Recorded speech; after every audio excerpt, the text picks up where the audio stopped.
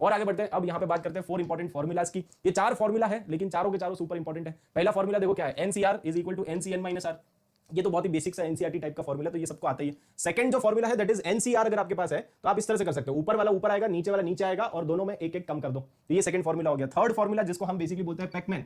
Pac-Man याद आया है ना, जिन बच्चों ने मतलब पढ़ा होगा, मुझसे पढ़ा होगा तो उनको पैकमैन तो याद होगा ही होगा, है ना, बहुत फेमस फॉर्मुला है पैकमैन वाला। तो यहाँ पे क्या होता है n+1 और नीचे आ जाएगा आपका r+1। और लास्ट वाला जो फॉर्मुला है इसके ऊपर भी बहुत सारे क्वेश्चन आते हैं। इनफैक्ट क्वेश्चन इस तरह से आते हैं लास्ट वाले फॉर्मुला पे कि आपको कॉन्जिक्यूटिव टर्म्स का रेशियो दे देंगे या कॉन्जिक्यूटिव कोएफिशिएंट्स का रेशियो, ऐसे रेशियो वाले सवाल आते हैं ना कि 3 कॉन्जिक्यूटिव कोएफिशिएंट है, उनका रेशियो मान लो ये गिवन है, आपको रेशियो दे देंगे। तो अगर रेशियो दे देंगे तो वहां से फिर आपसे पूछेंगे कि n का वैल्यू निकालो, r का वैल्यू निकालो। और इस फॉर्मूला को हम लोग बेसिकली क्या बोलते हैं, हम लोग बोलते हैं अमीर गरीब फॉर्मूला। ठीक है, अमीर गरीब फॉर्मूला। अमीर गरीब इसका नाम क्यों, ये याद करने का तरीका है। याद करने का तरीका ये कि हमेशा अमीर, अमीर मतलब जो बड़ा नंबर है वो ऊपर आता है। एनसीआर देखो, r बड़ा है, r-1 छोटा है ना, तो जो छोटा होगा वो नीचे आएगा, जो अमीर होता है वो ऊपर होता है ना, मतलब सोसाइटी में ऐसा होता है, याद करने का तरीका है। तो अमीर ऊपर गरीब नीचे, इसका फॉर्मूला होता है n-r+1/r। सिमिलरली यहाँ पे भी आप देखोगे तो अमीर ऊपर है, गरीब नीचे, अमीर ऊपर गरीब नीचे, इस तरह से आप याद कर सकते हो बेसिकली। और अगर ऐसा कोई भी रेशियो वाला सवाल आ गया तो वहां पे आप ये फॉर्मूलाज यूज करोगे, सीधा तुरंत आंसर आएगा। ठीक है, रेशियो आपको गिवन होगा 3 कॉन्जिक्यूटिव टर्म्स का रेशियो, तो आप 3 कॉन्जिक्यूटिव टर्म्स को अज्यूम कर लो, NCR-1 ले लो, फिर NCR ले लो और NCR+1 ले लो, फिर उनका रेशियो आप कंपेयर करके n और r का वैल्यू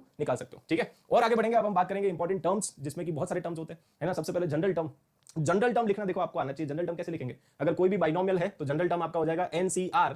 x की पावर, इन दोनों का डिफरेंस होता है, जो भी आपका फर्स्ट टर्म है वो आप यहां पे चिपका दो, x मतलब फर्स्ट टर्म और y मतलब सेकंड टर्म, ये सेकंड टर्म आप यहां पे चिपका दो और उसकी पावर आएगा r। जो भी r का वैल्यू होता है ना उससे एक ज्यादा होता है टर्म का नंबर, जैसे r का वैल्यू 3 है, that means you will get fourth term, एक अगला टर्म बेसिकली आपको मिलता है। या मान लो फॉर एग्जांपल उल्टा आप सोचो कि अगर आपको फोर्थ टर्म निकालना है तो आपको r का वैल्यू 3 पुट करना पड़ेगा बेसिकली। ठीक है, और आगे बढ़ते हैं, अब हम बात करते हैं टर्म इंडिपेंडेंट ऑफ x। तो इसमें कुछ नहीं, आपको x की पावर 0 करनी है। अगर आपसे पूछा है कि टर्म इंडिपेंडेंट ऑफ x, जैसे फॉर एग्जांपल मान लो ये एक क्वेश्चन है, इसमें आपसे पूछा है टर्म इंडिपेंडेंट ऑफ x, तो मैंने इसका जनरल टर्म लिख दिया। जनरल टर्म कैसे लिखता है, जो भी फर्स्ट टर्म है उसकी पावर इन दोनों का डिफरेंस, और जो सेकंड टर्म है उसकी पावर r। फिर जो x की पावर है वो कितनी आएगी, देखो यहां से देखोगे तो x की पावर है 12 - r, और यहां पे x को इसको ऊपर ले आओ तो -2r आ जाएगा, इसको आप 0 कर दो तो r का वैल्यू कितना आ गया, 4 आ गया। तो r का वैल्यू 4 आप इसमें पुट कर दो। इसका मतलब जो फिफ्थ टर्म आएगा, r का वैल्यू 4 पुट करोगे, इसका मतलब जो फिफ्थ टर्म आएगा वो होगा टर्म इंडिपेंडेंट ऑफ x, और वो आप निकाल भी सकते हो। आप इस पूरे में r का वैल्यू 4 पुट कर दो। तो आपको खाली क्या करना है, x की पावर्स को क्लब करके उसकी पावर को 0 करना है बस।